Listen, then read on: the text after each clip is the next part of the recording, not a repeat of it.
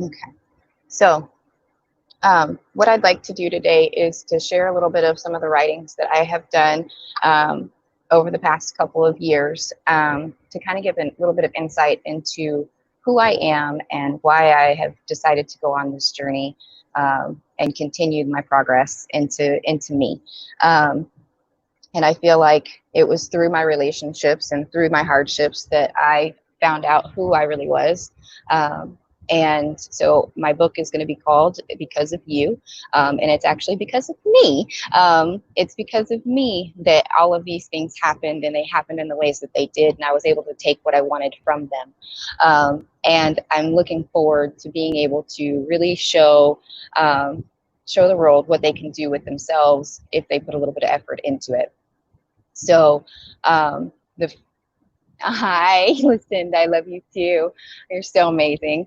Okay, guys. So what I'm going to do now is I'm going to read a little bit of my book, um, and some of the snippets that I have been working on. And as you can see in some of the stream, if you are seeing um, the slideshow that I made, I have had neck surgery. I was very much overweight. I didn't take care of myself. I drank, I smoked. I didn't ever do a whole lot of drugs, but apparently I should have done those a long time ago, to gain a little bit more insight into self, and do it from a place of healing and understanding. So what I'm going to read first is the beginning of my book. So I'm going to stop the screen share for a second, come back to just me, and here we go. Okay, so my name is Kayla Renee, or Khala Renee. Some people know me as Kayla, some people know me as Khala. I prefer to go by Khala now. It resonates more with me and my mission in this world. So my name is Khala Renee, and what I found throughout my awakening process is that I was getting to the root causation of any behavior or disease within the body, by utilizing the conscious and subconscious mind, energetic body, imagination, and spirit teams in a certain way to elicit healing, of our external circumstances by utilizing your birthright, most valuable asset, and past life information.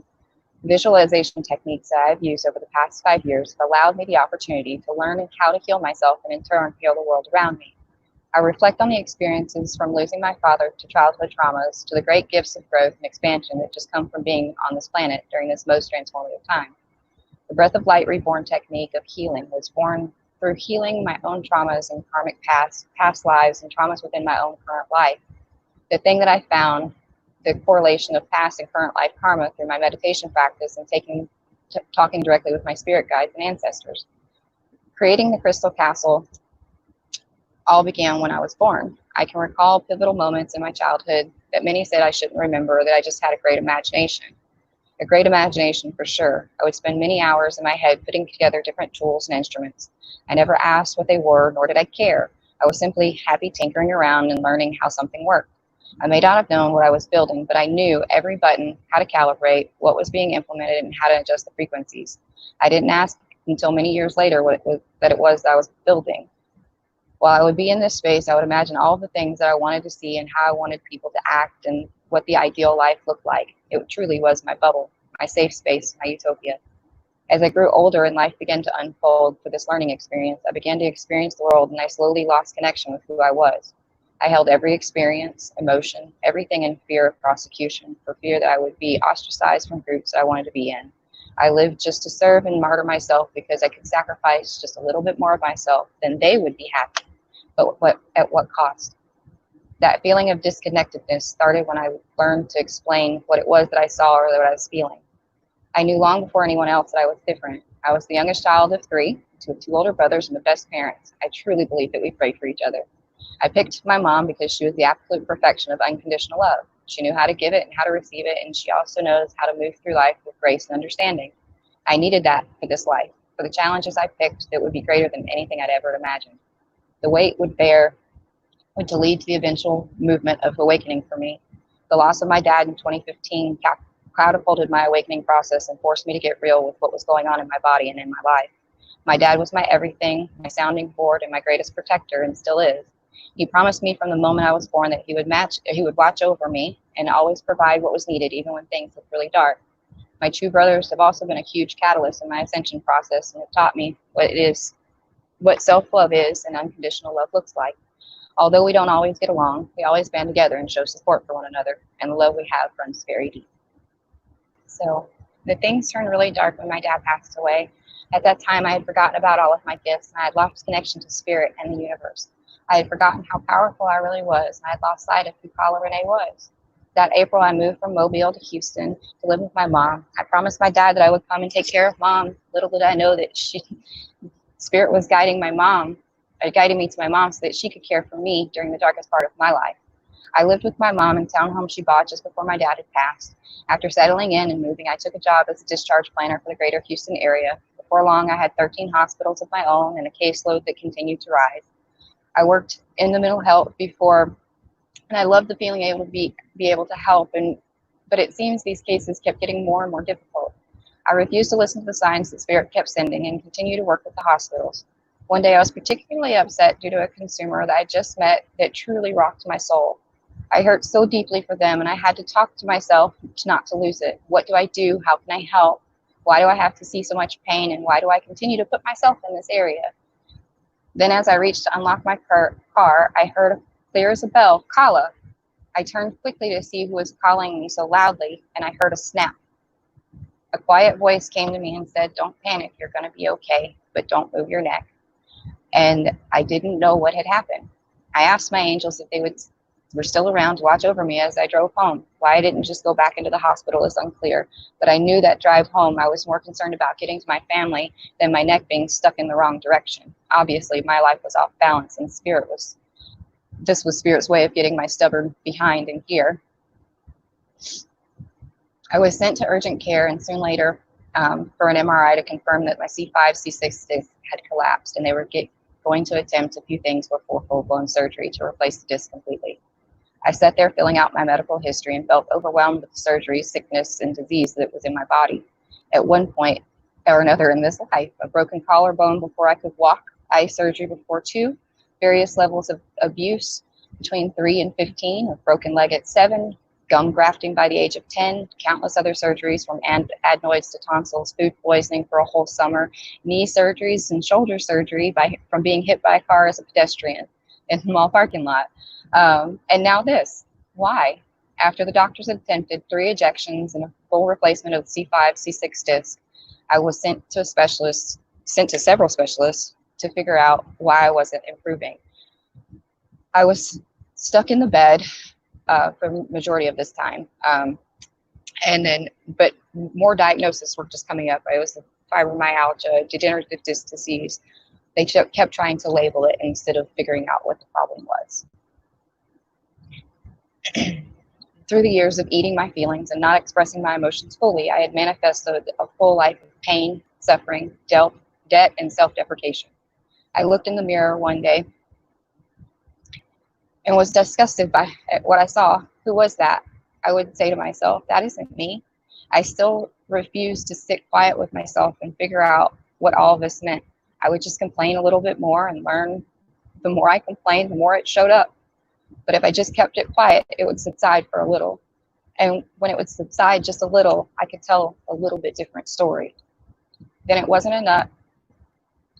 It wasn't enough to be addressing the neck, but I also lost my job, all of my benefits.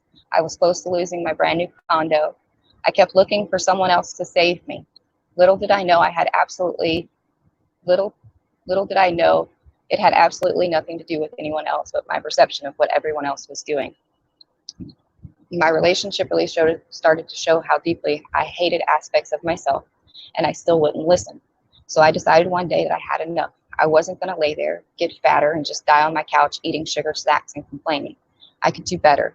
I didn't have to live like this. I spent many days talking to myself, sitting in complete silence and trying to explain why I hurt so bad. I needed a map. I needed a guide because nothing the doctors were doing worked. The day I had enough was when I went to the doctor to address medication changes, and I realized I was taking 32 prescribed pills each day from 12 different doctors, and no one had answers. They did, however, have more prescriptions to hand out. I looked at my doctor and said, I'm stopping all medications. She advised that this was a terrible thing to do, but my answer was simple. I'd rather risk dying than to poison myself any longer. I'll smoke some weed and drift out peacefully. That was my intention that afternoon. Smoke as much as I could, as not feel the pain, and allow Spirit to take me and guide me to my greatest and highest good. I stopped all medications that night, turned on some cartoons, and began my process of healing. I learned how to breathe through the pain. I learned to tell myself that energy was moving and that it couldn't hold me down any longer. I listened to Louise Hay, 40 Minutes to Change Your Life, every night before bed, and anytime I felt darkness sinking in. Slowly, I got up more and more. I was able to move more and eventually get out of bed and off the couch for more than 15 minutes at a time. I was healing myself, but was completely unaware of how or why I knew how to do this. I would listen to what which body parts were hurting, and then quickly go look up the meaning of it and say an affirmation until I could no longer feel the surge of energy. I would visualize my inner child and work with her daily. We would play games and talk about past events and figure out ways to create positive from negative. The Crystal Castle was building again. So the Crystal Castle, guys, is my space of where I actually go and put myself into these machines that I had created when I was a small child, in my head. You know, these are all things that I had come up with as a small kid, dealing with traumas in the middle of trauma. And so the Crystal Castle for me, especially during this time where I was forced to be by myself, and even when I had a relationship, it would always be a poor relationship, because the relationship I had with myself was very poor. I didn't believe that I deserved anything else. I didn't believe that it was something that I needed, and it ultimately, you know, forced me to look at myself in a very deep way.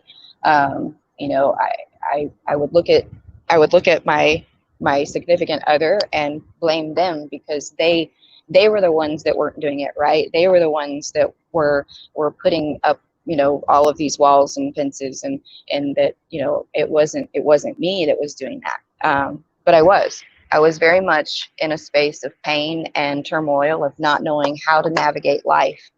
I didn't know how to take care of myself and not depend on another person. I didn't know how to effectively give love to another person or to myself. And so each day I would challenge myself and step outside of that box and do something. Even if it didn't seem quite right, I would still do something that would be an act of self-love, whether it was taking a long bath or even just getting up for that day, and doing just something, sitting on the porch and reflecting on a thought, or exploring a feeling and what that meant to me. And if I took that feeling into the Crystal Castle, I made a deal with myself that I could see it in a way that wouldn't bring me back into the trauma. So I created these little cartoons and theater rooms that I could go into and see different aspects of looking at traumas that allowed me to move through them and understand that ultimately, no matter which way I looked at it, every experience and every person in my life was a very, very valuable gift to me. They taught me so many things about myself and about them and about how to relate to them. And so throughout that whole process, I met myself in various ways of how I wanted my life to look like. And I'm slowly but surely every single day making those changes so that I can have the life that I've always wanted to create. And it's not my fantasy world, it is my world, because my world is my fantasy. And however you want to articulate that, whatever words you want to put on it, it is my creation, it's my utopia, it is my everything. And no matter what experiences that I put in there, ultimately they're for my greatest and highest good. So the other thing that I wanted to share today was the other part of, you know, when it comes to moving through traumas and through relationships, how do you know when you're in what's meant for you and what's not meant for you, and what is self-love and what is unconditional love, and what is omni-love, and what are all of these things that, you know, when is enough, and when is it toxic, when is it, you know, when is it the point that you need to honor self and move away from a particular relationship. And the one relationship you can't move away from is the relationship with yourself. And that's what I came to realize throughout this whole process. It didn't matter who I was playing with. If my relationship with myself was bad, then everything that I would experience within that relational dynamic would also be very bad. So throughout these last several months and years of diving into myself and experiencing new people and new ways of doing things, I've found that I was not honoring my true feelings about the way that I viewed relationship and what it meant to me. And the more that I become comfortable with that, the more that life is beginning to show me different things. Um, so whereas, a lot of people think, a monogamous relationship is the most wonderful way to go. It could be. It most definitely could be. My parents were in a very wonderful monogamous relationship that lasted almost 50 years before my dad passed away. It is possible. It wasn't always easy and it wasn't always hard, but you get the choice on how you navigate that and how you communicate. Layla, yes, it's 2:22. I saw that too, as soon as I was talking about my parents. And they had a wonderful relationship. And that's what I thought it was supposed to be like. Hey, Julie, but relationship is messy, especially when you don't honor your feelings and you don't communicate. And that's where I was at. I didn't communicate what was good for me and what wasn't good for me, and what I wanted and what I didn't want. So everything got convoluted, and I would get stuck trying to appease somebody else's opinion of me or what they thought that I should fit into. And I don't want to be in a box. I choose not to be in boxes anymore. And I encourage everybody to step outside of your box and create new, because we aren't stuck into those things. And I feel like when it comes to a relationship, and it doesn't matter the dynamic of the relationship, if it's a familial relationship or a romantic relationship, an intimate relationship, doesn't matter the dynamic of it. They're all facets of something within you. So as you encounter people, and you encounter the ways that they are and the way that they love, I feel like, especially for me, it is being within that space of just being, I'm just going to give love no matter what that looks like for me, and I'm going to try to respect boundaries. And I hope that the people that are around me also can come to me and tell me if I've crossed a boundary, because that is also love. Telling somebody where you are is love. It's self-love for sure. And we all have to be in that space. We all make mistakes. We all have assumptions or belief systems that come into play from time to time, but meeting yourself at those places is where you need to be. And I do that on a regular basis. I make sure that, I check in with myself and see where I'm actually at. And it's not always easy, and I don't always ask for help. But I'm doing the best that I can. And that's the most important part. And that kind of leads me to my next writing that I did, which was on creation, and my belief of creation. So as I was dealing with a couple of very traumatic experiences, I would do box breathing to try to center myself as all of this stuff was being projected at me, because that's where I felt like I was at. I was at a space where I was dealing with a very hurt person. I was also very hurt. I was in the process of doing my healing. However, the work wasn't being done on the other part, or at least from my perception. I didn't feel like work was being done, and I was no longer in alignment with that relationship. So as I'm doing this breathing technique to be able to navigate, because there was nowhere I could go, it wasn't something that could just be turned off right away, or changed in a matter of an instant. I actually had to move through it. I had this vision, and I sat down one day and actually wrote down some words that put that vision into place, because I have had a hard time with words in the past, and I'm doing better and better and better on that. However, at that time, when I would visualize this creation space, it was just like, it was as if I could only feel the feelings and the waves that were coming. I couldn't actually figure out what it all was. I had no context. So I sat with those feelings, and this is what I wrote. You're in the middle of the vastness of cosmic space, and the darkness of simple breeze comes by you, and you have no concept or reference point of who or what you are. You simply are. Not long passes, you feel a more intense swoosh of air, this time more intense, but still just a feeling. You're a frequency completely unaware of the infinite space of creation and interpreting the feelings of being within the now moment of which you are the mirror. Then context comes in with another big swoosh, as you see an object creating resonance with and with each passing. You follow the feeling where it comes from. The first moment it's in your awareness. The more you focus on it, the closer it comes. It pulls away with force, then immediately back down, or immediately drawn back in by the feeling that it was missing from your vibratory range.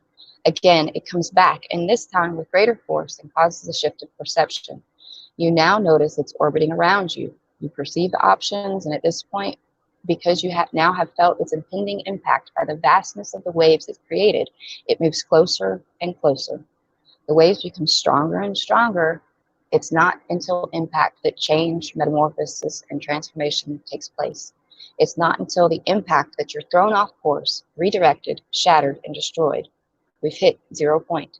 There's a stillness and a newness that has come with the void, the blank space after impact. It's the moment of choice and perception. Do you look behind destruction or forward to where you're being propelled to? Do you embrace the experience or lose the momentum? What did you choose to make this time? This time you've decided to see differently. You've decided to manifest here and now on Earth 2020. You've attached labels to the frequencies. These are your emotions, feelings, co-created, pre-planned events, the waves from the planets, the stars, cosmic trash, explosions and encounters, the particulate that is never separate from you and your DNA energetic imprint. You are the cosmos, the stars, and the in-between. You are the void and everything that has passed in it, that is in it and will come through it. Now, focus on Earth and where you are. Add density to the experience. You're a person standing in the middle of a park. You're within the vastness and the abundance around you. What do you see? I see the trees, grass, waterfalls, and I exist within a space of infinite creation and reflection. Now there's a vantage point, a movable lens to understand what frequencies have been created based off your perceptions and experiences, and how you can co-create with your environment to change your entire reality. If you aren't liking what you see, it's time to step outside of your box and create anew and feel into what you want to see in yourself. Park, home, relationships, and life. Feel it like it has happened, and it will. So in this, I thought about, here I am, like, let's just say I'm just a star. And I look at the star and I relate to that star, and then that star blew up. It got hit by something. Then all that particulate separated, but it's never separate from its original space. And every emotion, feeling, planet, because every planet has its own frequency, everything has its own frequency. And as you pass it, you collect it. Just like as we pass people, we collect frequencies off of them, even if we aren't aware of it. That's how we change the room when we go in, or when people can feel you coming. They can feel your frequency coming. And it's our responsibility to make sure that that frequency stays in check, or is the best of your ability. But the one thing that I think a lot of people forget is that they have to communicate. They have to communicate when and how they feel when you're around. And it's not your responsibility to make them feel better about it, but it is your responsibility how you respond to them, and how you care for them, and how you love them. If people are being mean to you or they're perceived to be being mean to you, maybe they have something else going on. Or maybe if you're in a relationship and you're not communicating well with your partner, you see a lot of decoherence in your relationship and in the way that things are going on. And maybe you just need to take a step away for a second and check yourself.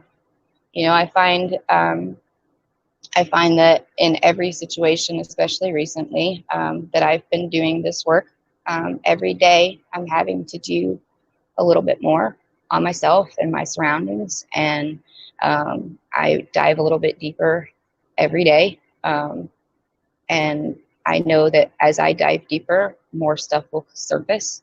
And as I allow them to surface and not hold on to the experiences, but allow them to move freely without restriction, then I know that every day I'm going to be making progress, and every day I can open up a new door in a new way to have new experiences that allow me to have the love that I want in my life, regardless of where it comes from. And most of the time it needs to come from myself. It doesn't need to come from anywhere else. But practical application of self-love looks different for every person. Not everybody's on the same spot. Not everybody's in the same space. Um, and self-love is different. For me, when I first started self-love, it was acknowledging that I needed to love myself. And then it was meeting myself at the mirror, writing myself notes, making sure that I couldn't escape myself whenever I wanted to look away. So I would force myself to look in the mirror and find something that I liked to look at. And that wasn't always easy because it's much easier to find the flaws. But the more that you find the flaws, the more you focus on the flaws, and the more flaws come. And our cells have to do what we tell them to. So um, when I would sit there and complain, I would notice that the next day I would feel worse, and then I would be quiet, and then I would have a good day. So a lot of times I wouldn't even talk, and I damn sure wouldn't talk about my relationships because I didn't want them to get any worse. Um, and that was just, I wasn't honoring myself for where I was at either. So when I found the balance between not only expressing myself to myself and being honest with where I'm at and what I wanted, but then being honest with the people that are around me on what it is that I wanted and I wanted from them, because everybody has some type of an agenda. And that agenda doesn't always have to be bad. It can definitely be a good thing. Like my agenda is I want everybody to feel love. That's my agenda. What does that look like? I don't know, but I want to offer love in whatever way that that's possible. And so shining lights on where you're at and how you feel means opening up and being vulnerable and talking about it and letting the people around you actually support you, because when you're around your soul tribe and when you're with people that actually understand you and can meet you where you're at, you have a whole different system. And if you don't think that you have it, then you might want to look a little bit deeper into the channel, because this is where it's at. These are the people that are going to end up holding you up and helping you guide you through the way and shining lights on the things that we need to heal. Jenny does a fantastic job with her show and Shining Lights. She does a phenomenal job on that and healing the world, one show at a time. I don't even know what show she's on right now, but it's incredible. And I want to bring my show up to being more, not just one day a week, but having several days in the week. But at this point, I'm at one day a week, and I'm happy with that. I'm comfortable with that. And I want to have more people on. So if anybody's wanting to come on, I highly recommend it. And I would love to talk to you just about what's going on in your life. Because as we talk and as we communicate, especially on a platform like this, we're able to see differently because we have multiple lenses looking. And when you have multiple lenses looking, the lights can be shown in different ways. And we start to sparkle in brand new ways because we start to see the uniqueness and the wonderfulness that it is to be us. I think when it comes to my journey, the biggest thing that I have tried to embrace is that when it comes to people that have hurt me in the past, I needed to create a boundary with them, but I also had to put a gate or a wall with a door or a window, because when we just put up a wall and say, no, that's not for me, or no, that's not what I want, or we try to go around the situation in whatever way that looks like, what happens is it comes back louder and louder and louder until you finally surrender and say, I love you. I mean, that sounds real simple, but that's how I was able to literally deal with every single one of the demons that were inside of me. Was as they would come out, they had to come out. There they are. Okay, I love you. Thank you for showing me the lessons that now it's time for me to create something different, because if I can see it and it's in my awareness, it's my responsibility, and it's my responsibility to change those things that I don't like to see, especially when it comes to things I don't like to see about myself. But I don't always see them. So it's important that the people around me also communicate to me and know that it's safe to do so. There's so many people that I know in this life that are afraid to use their voice and I was one of them. I was very much a person that was not going to talk about the things that were going on inside of me or my life. I was just not going to do it. But here I am on a public platform talking to you guys about, here I am. These are the things that I write. These are the things that I experience. I did have great parents, but, my relationship with my brothers was extremely challenged. The relationships that I had with men overall were extremely challenged. But also the relationship I had with myself was extremely challenged because I didn't know how to deal with that. But then I started, over the past couple of years, I started looking into why. Okay, so like why is it that I hurt in these ways? And I started breaking down my medical history. I had a broken collarbone before I was 1 year old. And so I look into this, and it's like the collarbone is a small key, a masculine. It's masculine, and it's the yang axis, axis of willpower, symbolized by the father. And then a fracture is a shock at the deep level of beliefs when it comes to taking action, enormous relief in the tensions of the person experiencing the professional issue, money-related issues, difficulty discovering the key to a question, in relationship, failing to assert themselves. And then I get to the bottom of it, and it goes, lack of firmness in dealing with men. So before I was even 1 year old, there was a symbolism of me not having a firmness in dealing with a man. I'm very soft.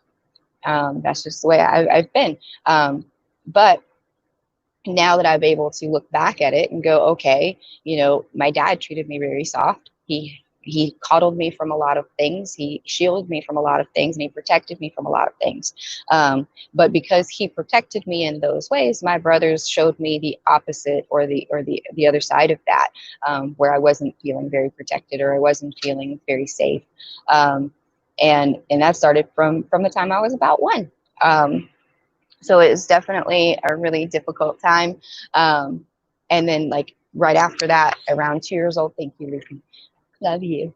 I had right eye surgery at 2 years old. And then the right eye is symbol of the psychic eye, which I do have abilities within that area, and not wanting to see what's going on in the family. So anytime that I see like problems with eyes, that's usually, for me, that's not wanting to see something. It's not wanting to have some clarity in something, or not having the ability to see something. And with it being on the right, again, that's the more masculine side.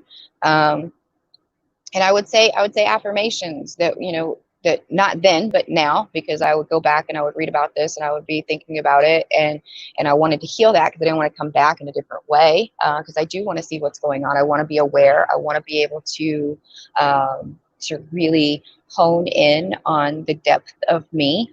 And so the affirmation that I used for that one was harmony and joy and beauty and safety now surround the child. And I would do that to my 2-year-old self. And, I don't know if many of you have done inner child work, but I found there was a lot of power in that. So I would take, a lot of people do inner child work, and they take them to, they imagine going to a park or a playground or something like that. I would take mine to the Crystal Castle, because that's where we began. We began in the Crystal Castle. That's where we started this whole journey together. So I would take her there, and we would talk about the affirmation, and then we would play, and we would have a good time. And then I would bring other playmates for her, because when I was a small child, I did not have appropriate playmates sometimes. I had some neighborhood boys that were very rough with me, that were very abusive in some ways. And I didn't know how to tell people I was in danger either. So a lot of times I just kept it to myself, so I didn't get anybody in trouble. But I would do these meditations and take my inner child, and then I would bring the inner child of the other people that have hurt me in the past, and we would play together, and we would create new experiences with their innocence, with their smaller self, so that I could feel better about what happened and how it happened. And then, I could look at them and know that after I did that, and I would sit with their frequency, I could then feel what it felt like to be in their home at that time in their life, or what they had to see or experience. And that gave me a different realization of when hurt people hurt people.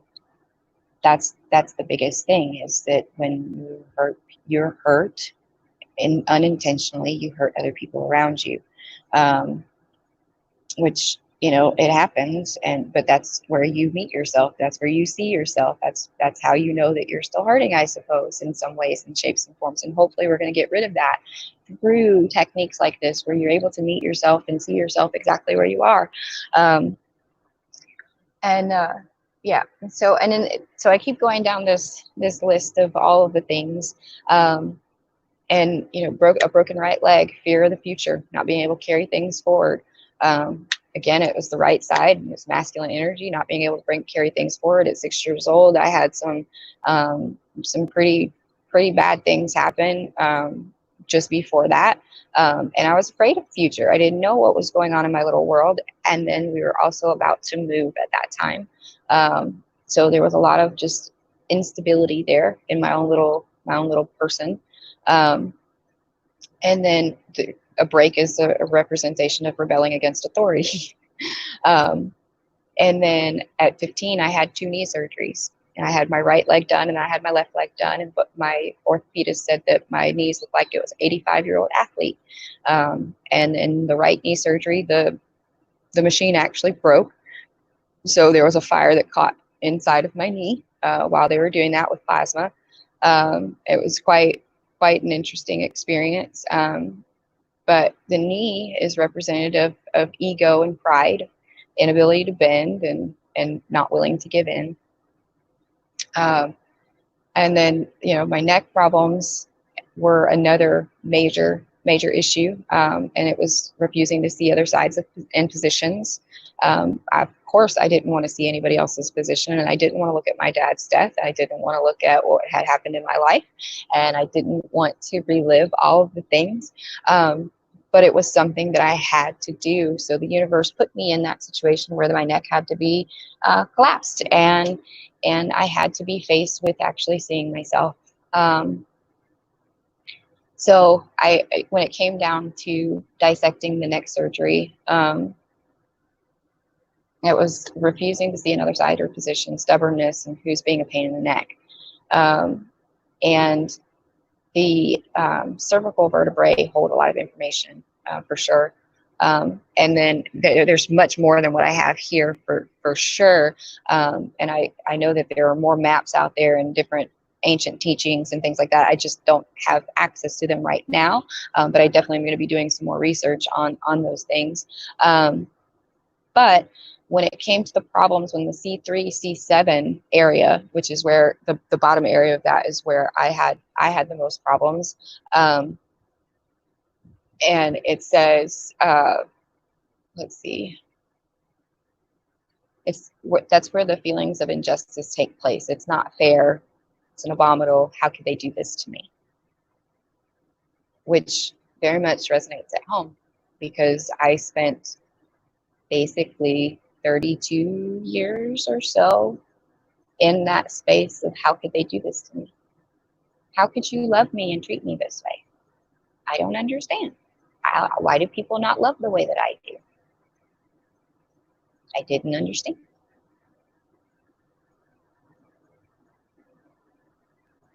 How could they do this to me? You're not a victim. You did that to you. You don't know why you did it.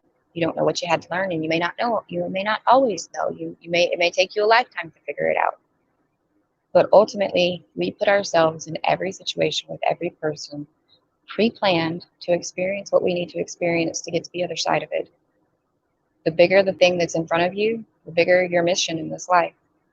You know, I've got friends of mine that have been battling cancer and heart disease and all kinds of other things. And when they started doing this work, things started to clear up. And because your body is a machine, it does what it tells you, you tell it to do. It responds to everything that you tell it. You know, I told myself I was fat ass for a long time. Guess what I was? I ended up being a fat ass. It wasn't at the time that I said I was fat ass, but because I believed it, it happened. And I also ate a lot of snacks. But then also, whenever I told my body I wanted to have a 6-pack, and I did the affirmations and I continued doing small efforts every day, wasn't big efforts, just small efforts. Within 2 weeks, I had a 6-pack. you know, and it's a matter of creating a balance of telling yourself the story that you want to hear and acknowledging exactly where you're at and using the signs and symptoms and synchronicities around you to dissect your life and figure out where you want to be. You know, in this particular phase of my life, I'm in another transition period, that I don't know what the next phase is going to look like, but I'm open and I'm receptive and I'm ready to see what that looks like with love in my heart, unconditional love in my heart, you know, because I feel like everything moving forward in this life is going to be filled with that. It's going to be filled with love. It's going to be filled with all of the good things that we want. And as we move through this space, that's where we're gonna start to be able to release. And the releasing process is a matter of just breathing through it and not holding on to the frequencies that you don't want. Breathing through it and creating a space that you do want without an expectation of what it looks like. So, but that is about all I have for today. We're at 47 minutes or so, 48 minutes. And the last thing I want to close with is maybe some self-care options, so we can be like right at an hour. So self-care, like I was talking about earlier, doing mirror work is massively powerful. Every time I pass a mirror, I try to say an affirmation to myself, try to say something nice, or just say I love you. And then on top of that, making sure, I do salt baths. I feel like they're very grounding for me. Separating away from things that are hurting or harming you in any way or shape or form. If you're feeling emotionally attacked, possibly go and get quiet with yourself and care for yourself in the way that you need to be cared for. And does that look like, movies and ice cream? Maybe. Does it look like snuggling with your favorite dog? Maybe. That's definitely my top, is, snuggling with Charlie and making sure that he feels my love, but also giving him space when he needs it too. So there's definitely a balance there. That going on long walks is always good. And I'm hoping the girls here want to go for a walk in a little while. That would be awesome. It's just a matter of what you like. My self-care looks like kickboxing and yoga and it's quiet time by myself sometimes. And sometimes it looks like eating a whole pizza, and then going on a long walk. It just depends on what you want, and where you're at and what your abilities are.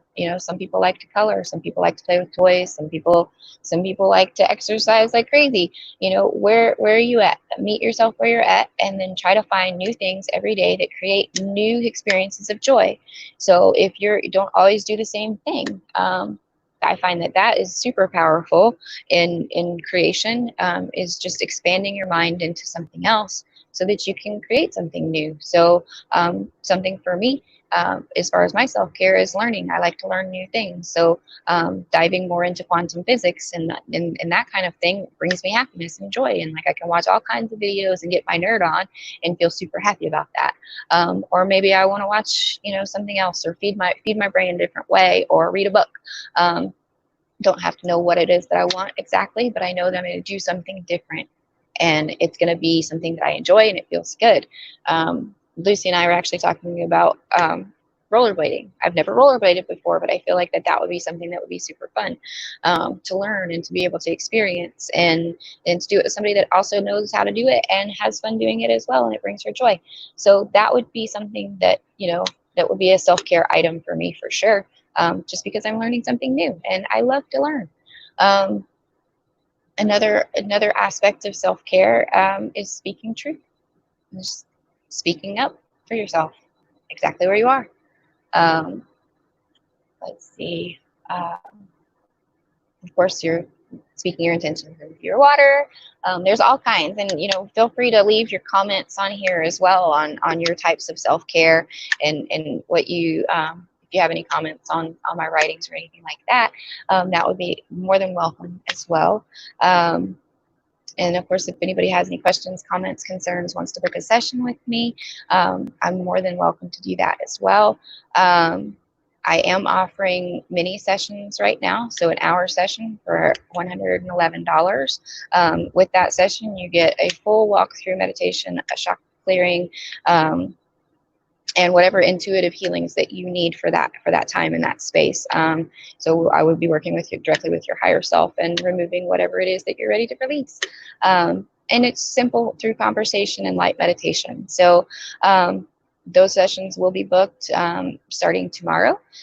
There are limited availability for the short sessions. Long sessions, which is the 4-hour 4-hour option or a mentorship option, you can contact me directly on my Facebook. It's Khala, Khala dot Syslo, SYSLO.7 for Facebook, or at Khala Syslo at, that's going to be for Instagram, so you can direct message me on there as well. And then we're helping support the Shibibo tribe. So if you like, share, subscribe, donate, add to the Patreon, whatever you can do to help. $4.50 definitely feeds a family for a month. And we definitely want to help support them because the medicines and the things that they are teaching are priceless. So we want to help them. And I know that Jen and Zach have a very special relationship with them as well. And so, yeah, we want to just help our community and all the things. And I want to thank everybody that came and was here to hear my story, or at least part of it. That was just a snippet into me. And yeah, love you guys. Thank you for coming. And I hope to see all of you soon. Bye.